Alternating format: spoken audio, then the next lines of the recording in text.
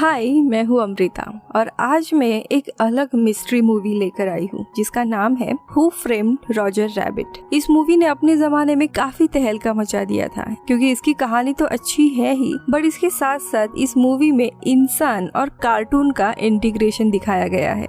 IMDb पर इस कहानी को 7.7 की रेटिंग है। अगर आपको अच्छी लगती है तो इसे लाइक जरूर कीजिएगा।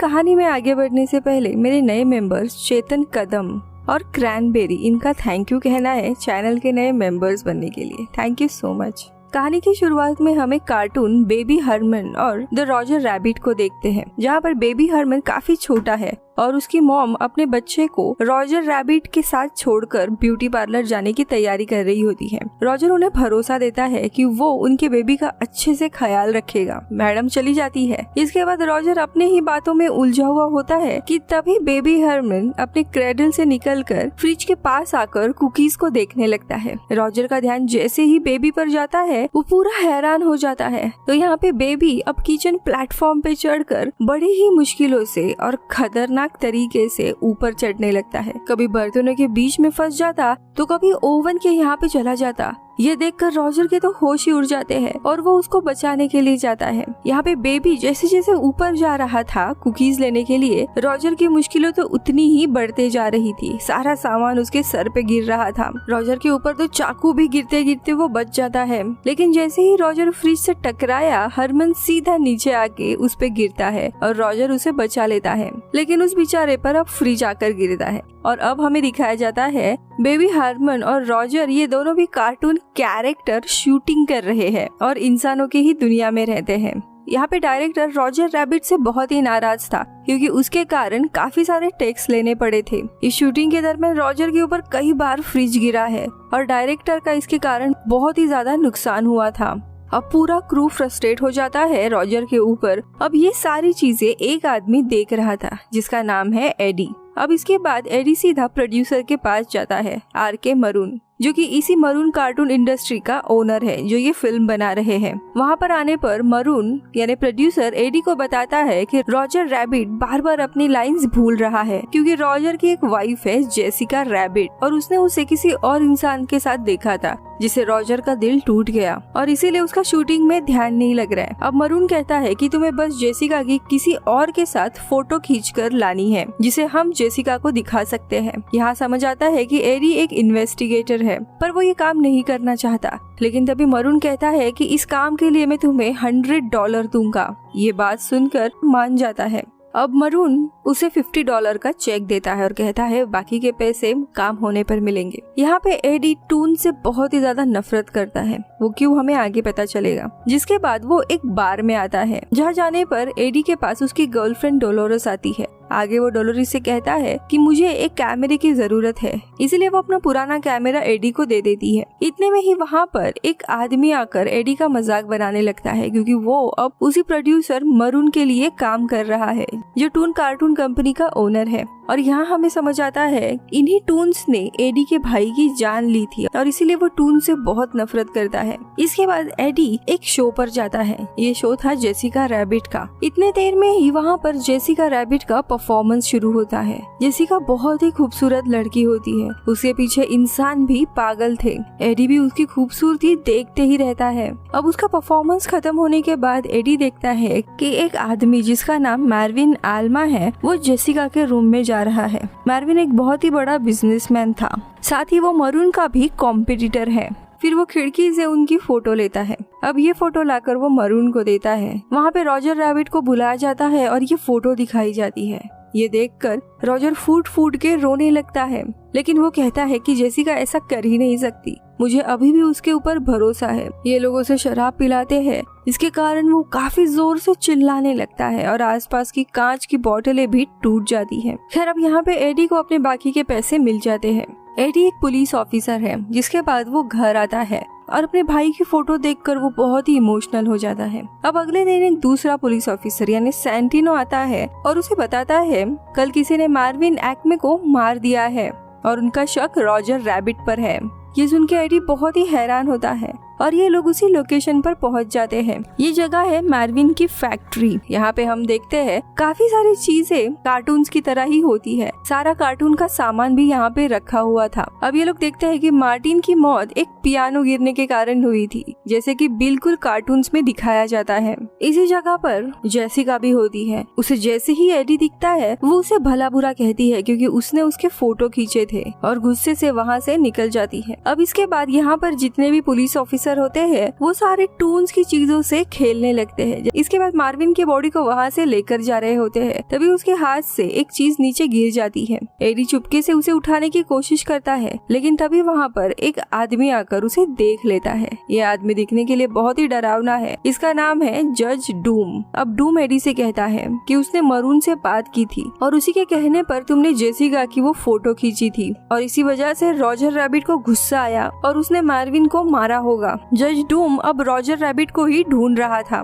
इतने में ही वहाँ पर टून पेट्रोल आ जाते हैं जो कि टून्स के पुलिस होते हैं और रैबिट को पकड़ने में डूम का साथ देने वाले हैं। अब इसी दरमियान एक छोटा सा टून उसी डूम के पैरों के पास आ जाता है और वो उसे डीप नाम के एक लिक्विड में डाल देता है जो कि टून्स के लिए काफी खतरनाक होता है। उसमें डालने पर वो टून बेचारा मारा जाता है।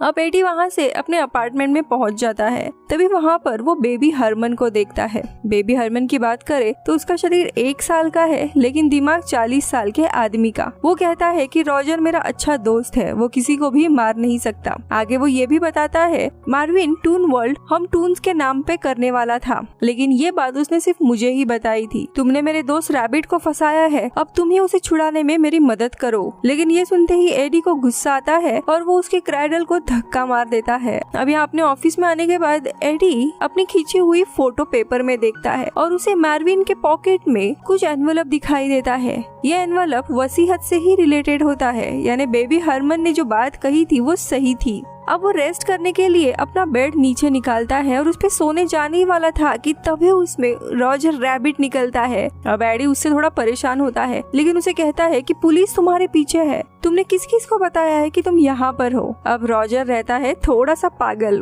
वो कहता है कि मैंने ज्यादा लोगों को नहीं बताया है, सिर्फ दूध वाला, सब्जी वाला, पेपर वाला और एक भिखारी से पूछा था कि तुम्हारा ऑफिस कहाँ पर है। अब ये सुनते ही एडी को गुस्सा आता है और वो उसे अपने ऑफिस से जाने के लिए कहता है, लेकिन रॉजर उसे भीख मांगने लगता है कि प्लीज मुझे बचाओ, मैंने ये मर्डर नहीं किया। इनफैक्ट गुस्से में आने के बाद मैंने तो अपने पत्नी को बस एक लव लेटर लिखा था। और वो बहुत ही ज्यादा इमोशनल होने लगता है, इसके कारण घर की बहुत ही चीजें टूट जाती है और रोते हुए वो एडी के क्लोजेट में चला जाता है। वहाँ पे उसके डिटेक्टिव का यूनिफॉर्म होता है, उसमें जाकर बैठता है और जब एडी आता है कि तभी जाकर वो उसके हाथ पे हथकड़ी लगा देता है। अब एडी गुस्सा होता है और कहता है कि इस हथकड़ी की चाबी मेरे पास नहीं है। दोनों का झगड़ा चल ही रहा था कि तभी पुलिस का सायरन बजता है। नीचे टून पेट्रोल आ गई थी। अब एडी जल्दी से रॉजर को बर्तन धोने वाले उसी सिंक के पानी में डुबा देता है और खुद बर्तन धोने का नाटक करता है। अब यहाँ पे टून पेट्रोल आकर एडी के सारे घर की तलाशी ले लेती है, लेकिन उन्हें रॉजर कहीं पर भी नहीं मिलता। अब वो जाने के बाद एडी रॉजर को अपने कोट में छुपाकर डोलोरिस के पास लेकर आता है। अब डोलोरिस उन दोनों को एक हिडन कमरे में लेकर जाती है और एडी उसकी हथकड़ी काटने की कोशिश करता है, लेकिन रॉजर ठहरा एक कार्टून। वो अपने हाथ को आसानी से उस हथकड़ी से निकाल लेता है, जिसे देखकर एडी को तो और भी गुस्सा आता है कि मैं कहाँ फंस गया हूँ। खैर अब एडी शांत होकर उन्हें कहता है कि मुझे लग रहा है रॉजर को फंसाने के पीछे जरूर मरून का ही हाथ है, क्योंकि मार्विन के मरने पर उसी को सबसे ज्यादा फायदा होने वाला था। हमें कैसे भी वो वसीयत के पेपर ढूंढने चाहिए। अब वो रॉजर को वही छोड़कर अपने ऑफिस में चला आता है। ऑफिस आने के बाद वहाँ पर जेसिका आई हुई होती है। वो बताती है कि मेरा किसी के साथ भी कोई अफेयर नहीं चल रहा है। इनफैक्ट मैंने वो सब कुछ मरून के ही कहने पर किया था ताकि वो मार्विन को ब्लैकमेल कर सके। उसने ये भी कहा था कि अगर मैंने ये काम नहीं किया तो वो मेरे पति यानी रॉजर को काम नहीं देगा, इसीलिए मुझे ये काम करना पड़ा। अब इनके बातों के दरमियान वहाँ पे डोलोरिस आ जाती है। अब उन दोनों को ऐसा देख डोलोरिस बहुत ही ज्यादा नाराज होती है और वहाँ से जाने लगती है, तो एडी उसे रोकने की कोशिश करता है। अब नीचे आने के बाद डोलोरिस बताती है मरून टून टाउन के पीछे नहीं है। इनफैक्ट क्लोवरलीफ नाम की एक कंपनी है जो रेलवे प्रोजेक्ट पर काम कर रही है। और उन्होंने ही टून वर्ल्ड पर हाईएस्ट बिडिंग लगाई है। अगर आज रात तक मार्विन के वसीयत के कागज नहीं मिले तो ये टून वर्ल्ड क्लोवरलीफ का ही हो जाएगा। अब ये सुनकर एडी काफी हैरान होता है। इतने में उन्हें एक आवाज सुनाई देती है जो रॉजर की ही थी। ये सब कुछ टून पेट्रोल ने भी सुन लिया था, इसीलिए एडी उसे लेकर वहाँ से भागकर एक बार में जाता है। लेकिन रॉजर ठहरा कार्टून वहाँ पे जाकर वो सबको एंटरटेन करने लगता है, इसलिए एडी गुस्से में उसे पकड़कर फेंक देता है। वो उस पर गुस्सा ही कर रहा था कि इतने देर में ही वहाँ पर जज डूम आ जाता है। उसके साथ टून पेट्रोल भी थी। ये सब अंदर एडी और रॉजर को भी देख रहे थे। डूम अपने स्टिक से काफी शोर करने लगता है, जिससे रॉजर इरिटेट हो रहा था क्योंकि रैबिट को वैसी आवाज पसंद नहीं आती। एडी उसे रोकने की कोशिश करता है, लेकिन इतने में ही रॉजर दीवार तोड़कर बाहर आ जाता है। अब जज डूम रॉजर को पकड़कर डीप यानी उसे लिक्विड में डालने वाला होता है, लेकिन इतने में एडी एक शराब का ग्लास लेकर डूम को कहता है हमें इसकी आखिरी इच्छा पूरी करनी चाहिए, और एडी उसे वो शराब पिलाता है। अब वो पीने के बाद रॉजर वापस से वैसे ही आवाज जोर जोर से निकालने लगता है, जिसके कारण बाहर की सारी ग्लास की बॉटल्स टूट जाती है। अब एडी एक एक करके उन टून पेट्रोल्स को ही इसी में मार देता है और उस डिप को नीचे गिराकर रॉजर के साथ वहाँ से भाग जाता है। वहाँ पे वो दोनों एक कार में बैठ गए थे, लेकिन उसकी चाबी ही नहीं थी। लेकिन उस कार के डिक्की में बेनी था, जो कि एक टून कार थी, और वो उसे लेकर वहाँ से निकलकर भाग जाते हैं। टून पेट्रोल भी उनका पीछा कर रहे थे। इसके बाद उनके पीछे 2 पुलिस वाले भी लग जाते हैं, पर एडी रेड हैंडल खींचकर बेनी को ऊपर उठा लेता है, जिसे वो टून पेट्रोल और पुलिस आपस में ही टकरा जाते हैं। इसके बाद बेनी उन्हें थिएटर लेकर चला जाता है।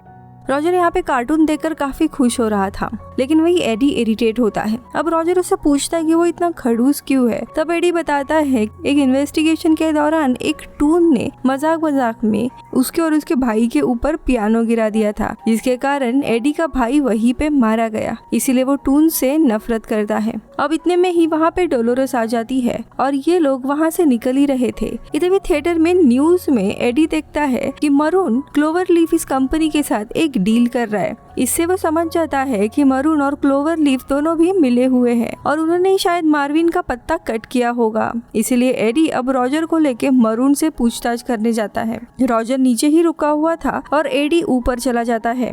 यहाँ नीचे हम देखते हैं जेसिका आ जाती है और रॉजर को पैन मारकर बेहोश कर गाड़ी के डिग्गी में बंद कर देती है। अब यहाँ पे ऊपर एडी मरून के ऊपर आरोप लगाता है कि उसी ने मार्विन को मारा है। तब मरून बताता है कि उसने मार्विन को नहीं मारा है, वो बस मार्विन को ब्लैकमेल करना चाहता था ताकि वो उसका टून वर्ल्ड को बेच सके। इसीलिए उसने जेसिका के साथ उसकी फोटो खींची थी, लेकिन ब्लैकमेल के पहले ही उसे किसी ने मार दिया। तभी हम देखते हैं एक पर्दे से एक गन बाहर आती है और वो गन मरून को शूट कर देती है और वो वही मारा जाता है। पर एडी वहाँ से बचकर निकलता है। वो नीचे आता है तब वो जेसिका को वहाँ से जाते हुए देखता है और अब वो भी गाड़ी लेकर जेसिका का पीछा करने लगता है और टनल से जैसे ही बाहर आते हैं वो पहुँच जाता है टून वर्ल्ड में। ये वही जगह थी जिसके कारण पूरा हंगामा हो रहा था। इस जगह पे पूरे टून्स रहते थे, जहाँ पर एक बिल्डिंग के 400वें फ्लोर पर वो जेसिका की परछाई देखता है और उसे फॉलो करने लगता है। अब एलिवेटर में चला जाता है जो कि 2 फ्लोर नीचे होती है, जिसके कारण वो बेचारा गिर जाता है।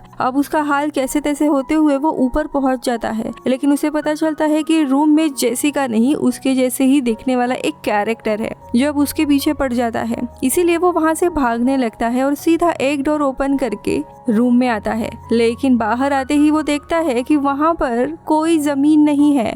वो 400वें फ्लोर से नीचे लटकने लगता है और बेचारा गिर जाता है।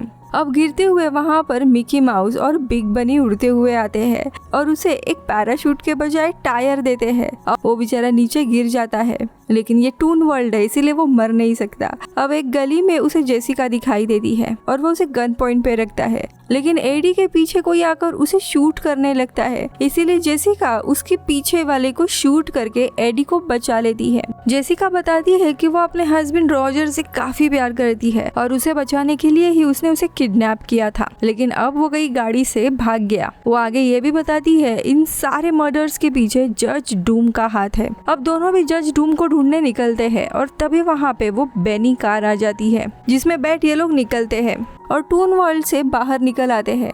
वही डूम रोड पर एक लिक्विड डाल देता है जिससे उनकी कार क्रैश हो जाती है और दोनों भी गिर जाते हैं। अब यहाँ पे टून्स इन्हें लेकर मैरविन के फैक्ट्री में लेकर आते हैं। अब थोड़ी देर के बाद रॉजर भी बेनी के यहाँ पे पहुँच जाता है और बेनी उसे सारी सच्चाई बता देता है। अब वो दोनों भी एक कार में बैठकर मैरविन फैक्ट्री आने के लिए निकल जाते हैं। अब मैरविन फैक्ट्री आने के बाद डूम को हम देखते हैं जिसने एक बहुत ही बड़ी मशीन बनाई होती है जिससे वो टून वर्ल्ड और इस फैक्ट्री को मिटाने वाला था। और यहाँ हमें समझ आता है कि डूम सारे लोगों को मार रहा है क्योंकि उसे टून वर्ल्ड, ये पूरा शहर चाहिए ताकि वो वहाँ पर एक फ्रीवे बना सके।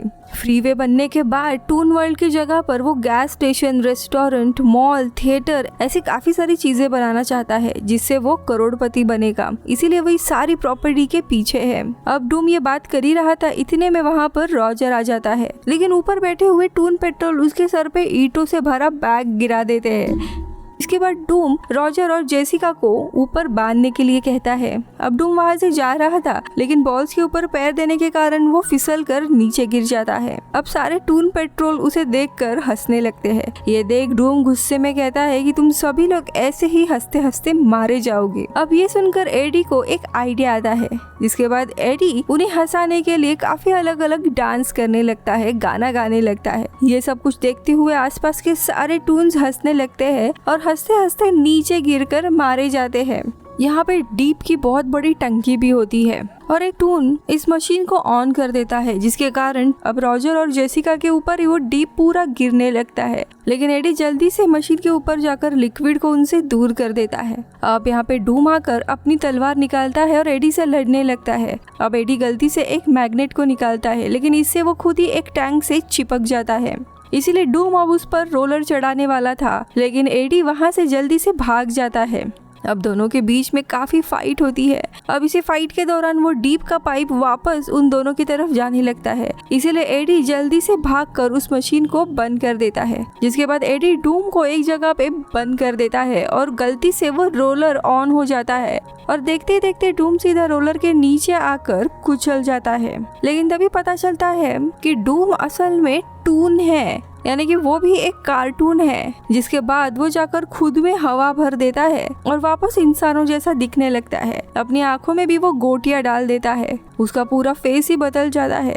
अब गुस्से में आकर वो एडी को कन्फेस करता है, वो टून मैं ही हूँ जिसे तुम और तुम्हारा भाई पकड़ने के लिए आ रहा था और इसीलिए मैंने उसके ऊपर पियानो गिरा दिया था। ये सुनकर एडी थोड़ा सदमे में चला जाता है और वो एक कटर से एडी को काटने वाला होता है कि तभी एडी एक हथौड़ा लेकर डीप लिक्विड वाला टैप खोल देता है, जिसके कारण हर जगह वो लिक्विड फैल जाता है और इसी लिक्विड के कारण डूम फाइनली मारा जाता है। जिसके बाद एडी पानी छोड़कर उस डीप को साफ करता है। फिर वो जेसिका और रैबिट को नीचे उतार देता है। इसी दरमियान यहाँ पे सैंटिनो और डोलोरेस भी आ जाते हैं और एडी सैंटिनो को बताता है कि डूम ने ही मेरे भाई मार्विन और मरून को मारा है।